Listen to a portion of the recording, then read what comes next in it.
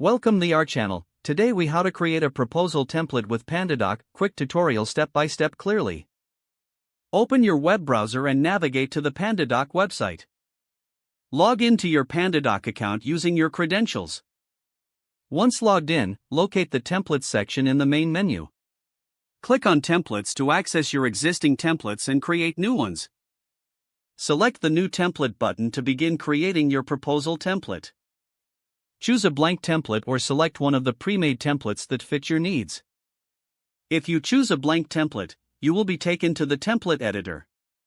Begin by adding a title to your proposal template. Use the text box tool to enter your proposal name.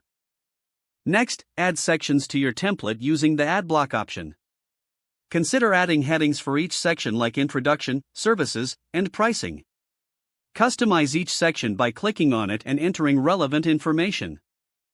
Utilize the drag and drop feature to arrange your sections in the desired order.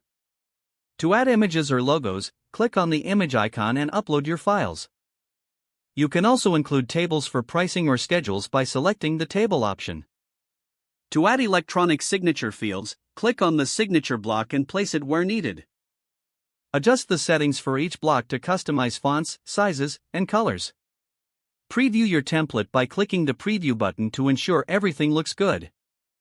Make any necessary adjustments based on your preview. Once satisfied with your template, click the Save button to store your work. You can now choose to send it directly or save it for later use. To share the template, use the Send button and enter the recipient's email. Your proposal template is now ready to use for your business needs.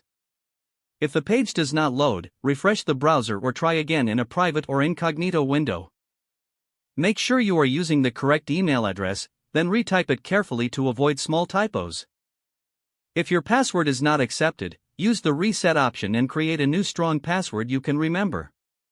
Check your spam folder for verification or security emails, then complete any requested confirmation steps. Enable two-factor authentication if available to improve account security and reduce unauthorized access risk. After signing in, review your profile details so your contact information and settings are accurate and current. Don't forget to like this video and subscribe to our channel for more step-by-step tech guides.